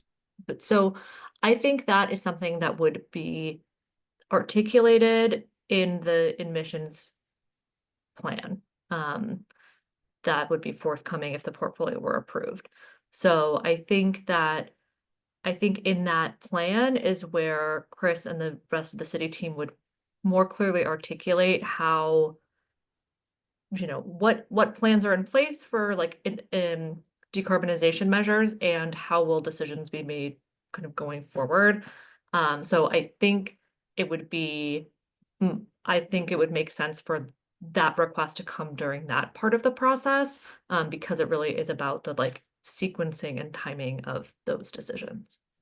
Thank you, Hannah. And I directed it to you because I recall this section stated that this would be managed by the Environment Department, if I remember correctly.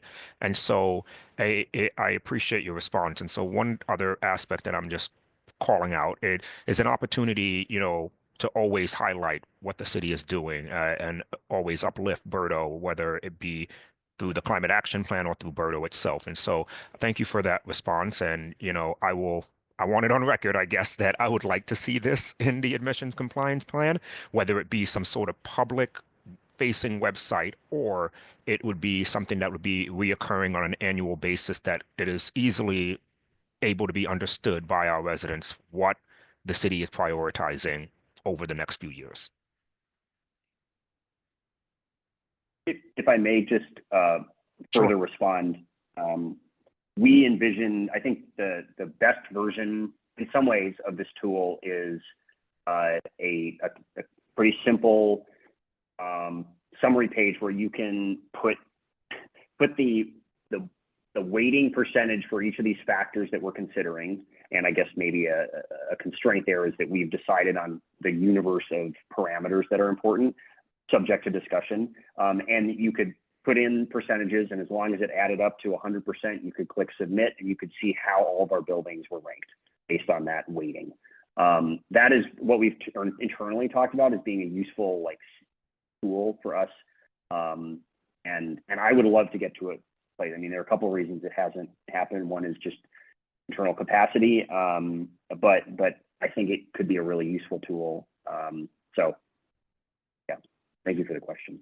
Yes, and thank you both, Hannah and Chris, for your response. That's extremely helpful. I have no further questions at this time, and I'll now turn it over to Councillor Coletta.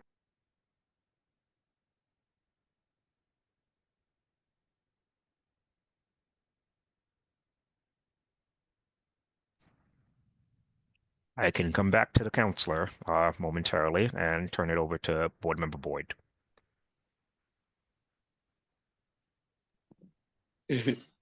No questions. Thank you, Board Member Boyd. Once again, Councillor Coletta Zapata.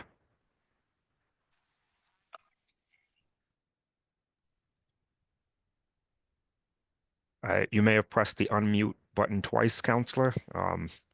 Just double checking.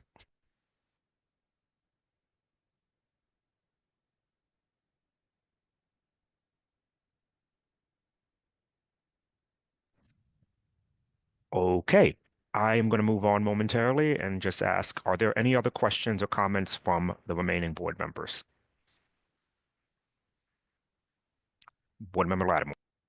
No, I thank you for your comment, Acting Chair Ellis, about kind of, the maximum extent possible, having transparency around the prioritization of the work, and particularly EJ communities. And I echo, if that's, I think that's what at least I interpreted you were getting at.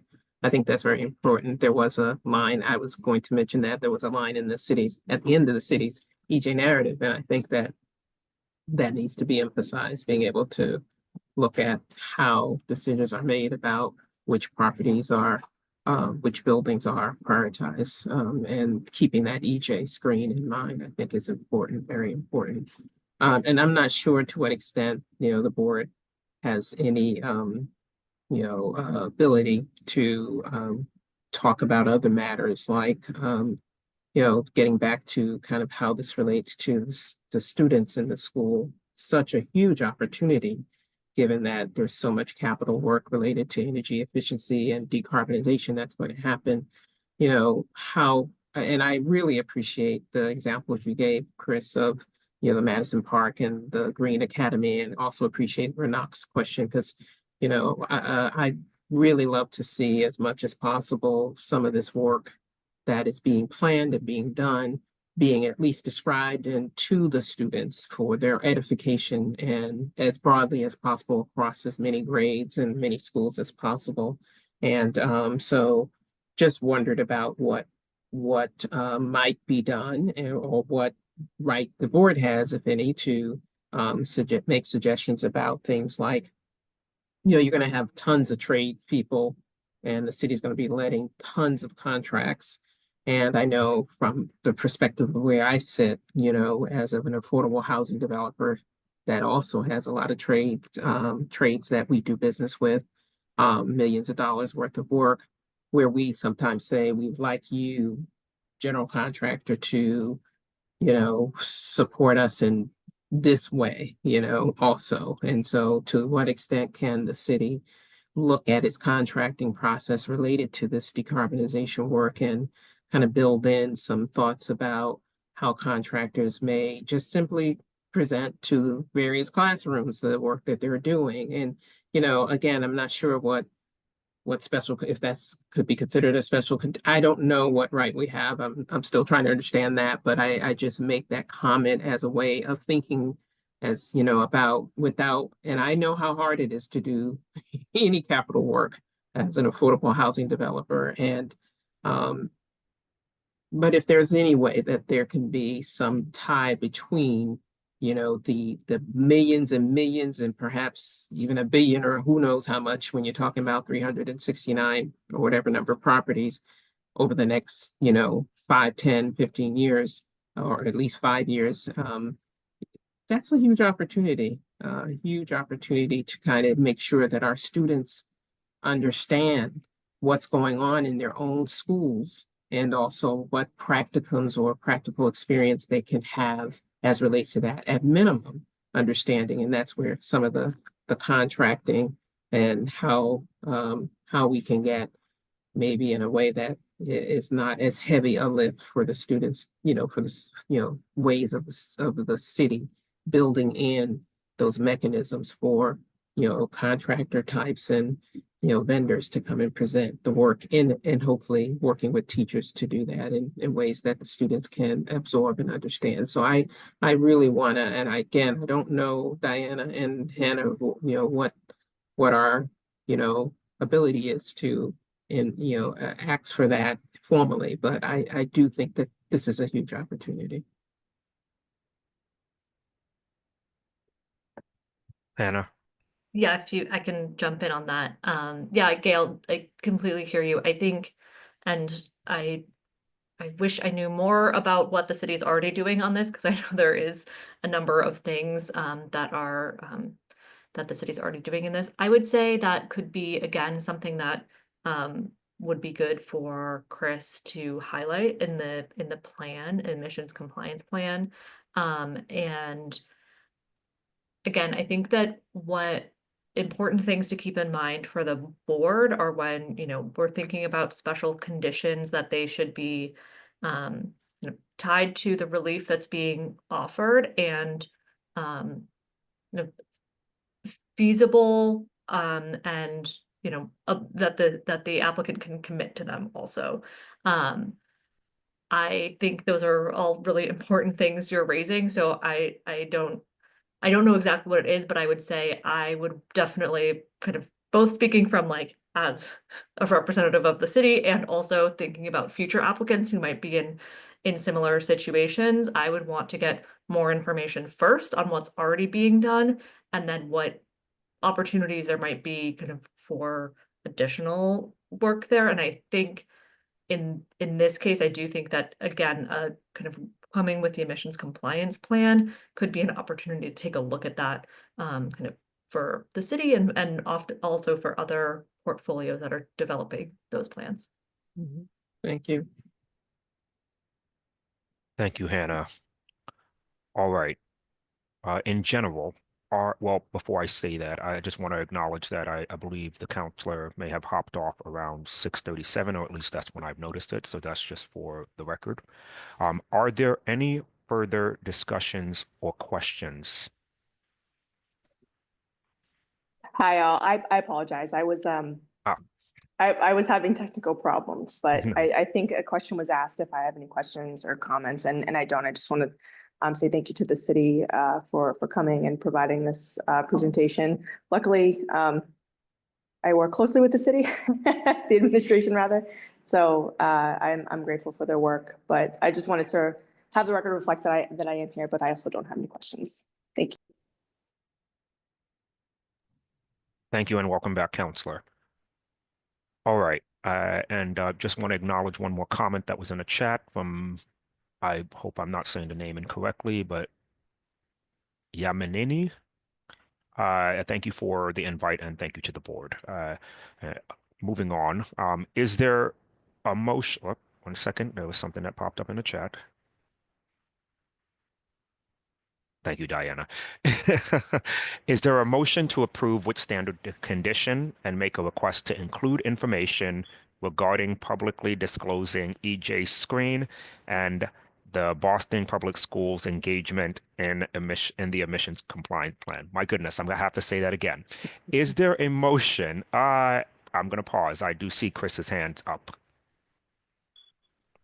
Yeah, it was just a minor point. I wanted to address more specifically Board Member Lattimore's question about boilers in our narrative. I'm happy to do that. I just pulled it up and I was trying to find the section that they were referring to, and I only found one mention of boilers in our so anyway, I'm better prepared to answer a question about a specific section of the narrative. I'll just say that.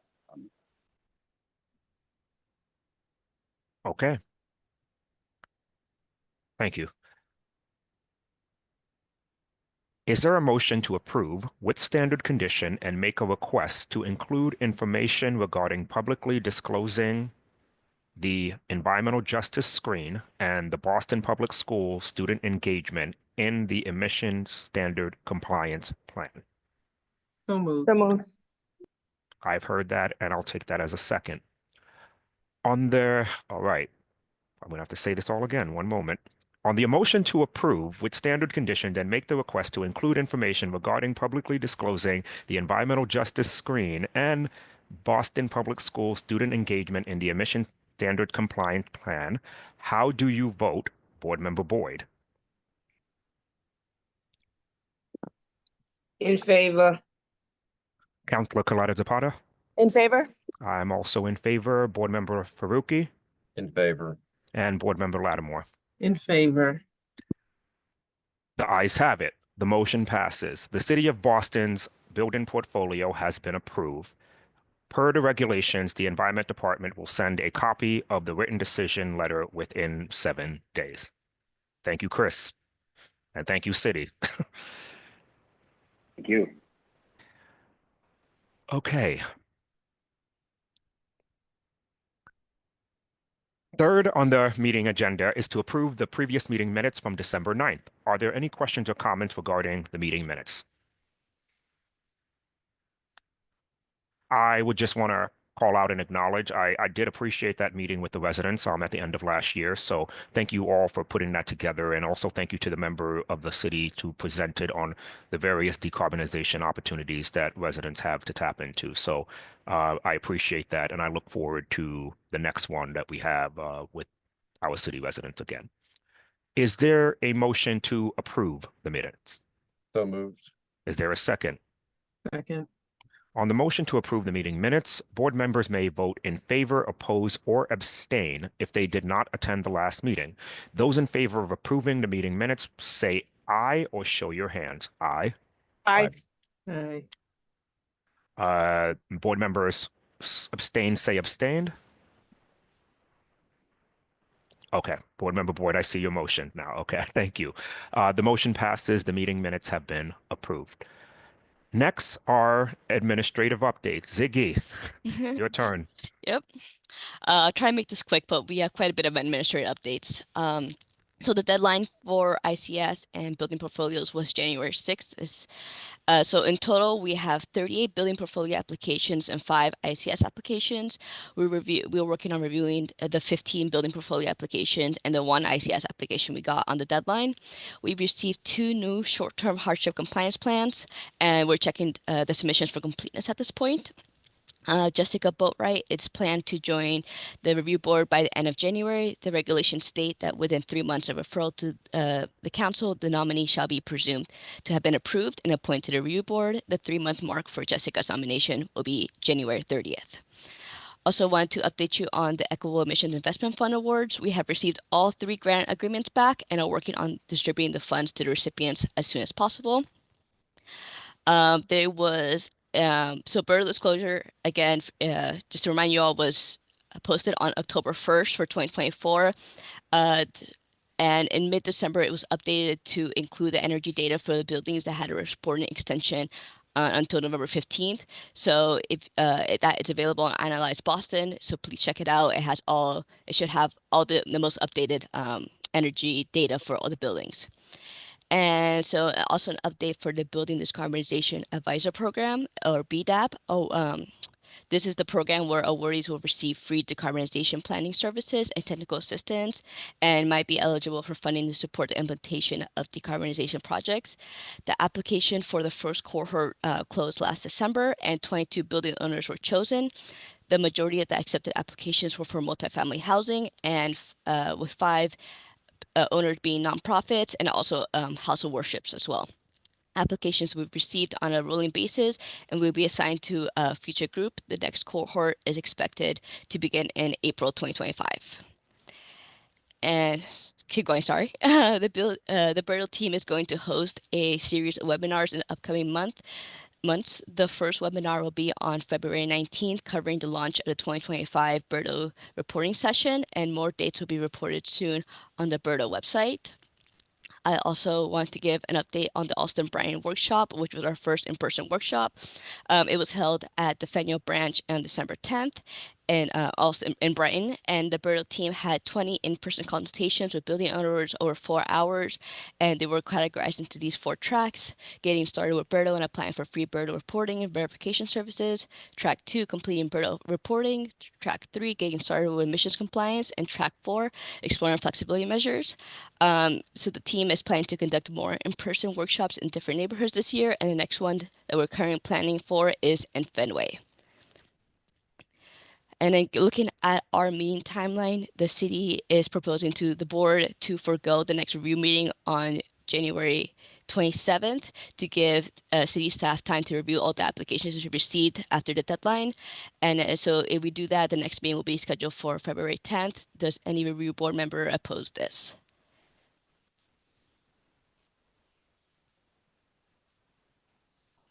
Sounds like you're good, Ziggy. All right, so then our next meeting now is scheduled for February 10th. And that's all my administrative updates. Thank you, Ziggy. All right. Is there a motion to adjourn this meeting? So moved. Is there a second? Second. I was about to say, y'all want to stay longer. All right. On the motion to adjourn this meeting, board members in favor may say aye. Aye, or Aye. raise your hand. Okay. Board members opposed, say nay. The ayes have it. The motion passes. This meeting is adjourned at 6:52 p.m. Thank you all. See you Good in night. February. Be safe. Thank you, everyone. Good night. Good night.